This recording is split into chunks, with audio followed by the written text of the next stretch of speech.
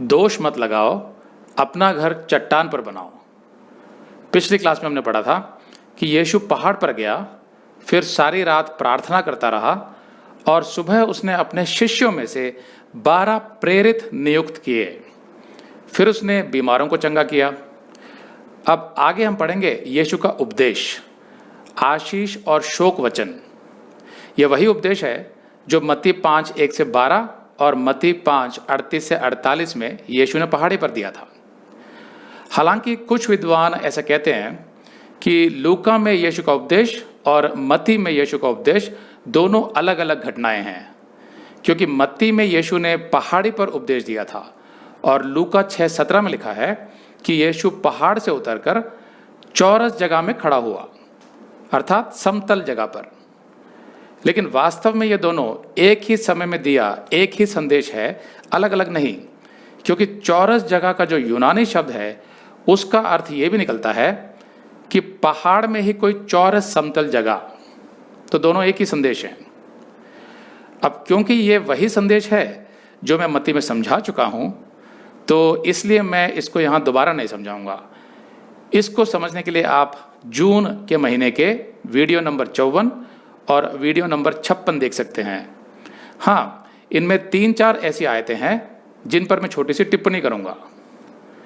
जैसा मैं मत्ती में समझा चुका हूं कि यीशु का ये उपदेश इस विषय पर नहीं है कि उद्धार पाने के लिए मनुष्य को क्या क्या करना है, नहीं, क्योंकि उद्धार तो यीशु पर विश्वास द्वारा अनुग्रह से प्राप्त होता है। यीशु का ये उपदेश मुख्यतः मसीही विश्वासियों के लिए है कि यहाँ पृथ्वी पर जीवन गुजारते हुए एक मसीही का चरित्र कैसा होना चाहिए जिससे कि परमेश्वर के राज्य की स्थापना हो सके। लूका 6:20, तब यीशु ने अपने चेलों की ओर देखकर कहा, धन्य हो तुम जो दीन हो, क्योंकि परमेश्वर का राज्य तुम्हारा है। धन्य हो तुम जो अब भूखे हो, क्योंकि तृप्त किए जाओगे। धन्य हो तुम जो अब रोते हो, क्योंकि हंसोगे।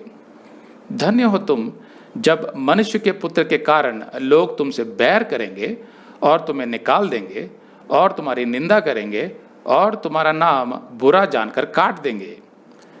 उस दिन आनंदित होकर उछलना, क्योंकि देखो तुम्हारे लिए स्वर्ग में बड़ा प्रतिफल है। उनके बाप दादे भविष्यद्वक्ताओं के साथ भी वैसा ही किया करते थे।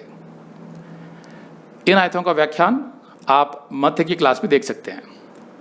24, परंतु हाय तुम पर जो धनवान हो, क्योंकि तुम अपनी शांति पा चुके।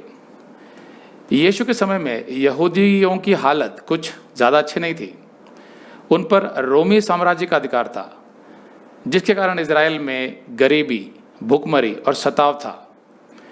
इस कारण यहूदी सोचते थे कि कहीं से बहुत सारा धन मिल जाए तो इन समस्याओं से निपटा जा सकता है।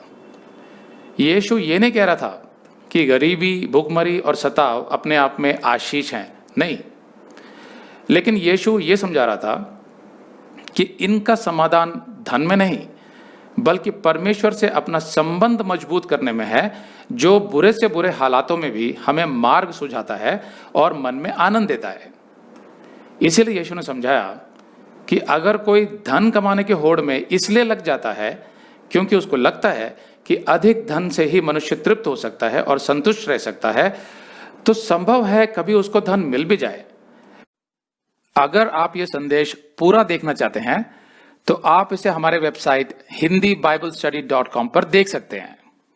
ये वीडियो हमारे जुलाई के वीडियोस में अपलोड किया हुआ है, तो जिनके पैकेज में भी जुलाई का महीना शामिल है उनको ये वीडियो उनके माई अकाउंट में जुलाई के वीडियोस में मिल जाएगा।